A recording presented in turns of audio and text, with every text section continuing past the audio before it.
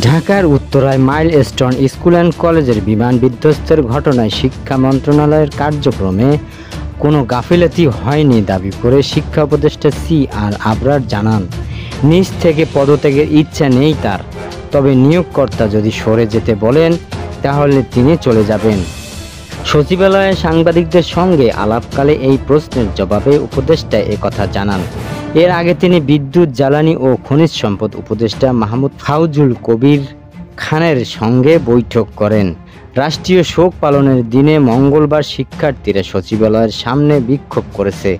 তারা সচিবালয়ে ঢুকে পড়েছিল। শিক্ষার্থীরা আপনার এবং শিক্ষা সচিবালয়ের পদত্যাগ দাবি করেছেন। ইতিমধ্যে শিক্ষা সচিবকে প্রত্যাহার করা হয়েছে।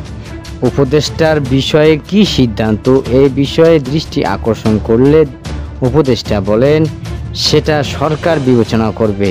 আমার উপর যে দায়িত্ব অর্পণ করা হয়েছে, যে অবব্যবস্থাপনা, এরপর আপনার আর দায়িত্বে থাকা উচিত কিনা জানতে চাইলে তিনি বলেন, আমার মনে হয় রায় আপনারাই দিয়ে দিচ্ছেন।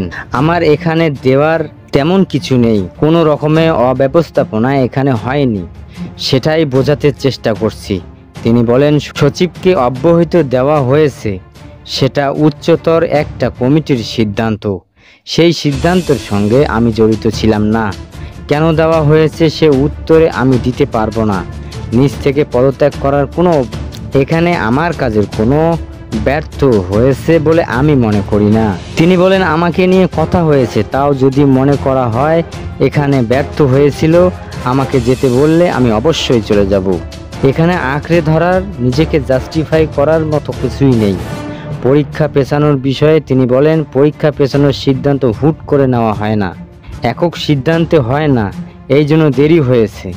এই জন্য গভীর রাতে পরীক্ষা পেছানোর সিদ্ধান্ত নেওয়া হয়েছে। পিছিয়ে যাওয়া পরীক্ষার তারিখ দ্রুত সময়ে জানিয়ে দেওয়া হবে। শোক প্রকাশ প্রসঙ্গে তিনি বলেন, শিক্ষা মন্ত্রণালয় রাষ্ট্রের অংশ। প্রধান উপদেষ্টার দপ্তর থেকে শোক জানানো হয়েছে, এই জন্য আলাদা করে কিছু বলার প্রয়োজন নেই।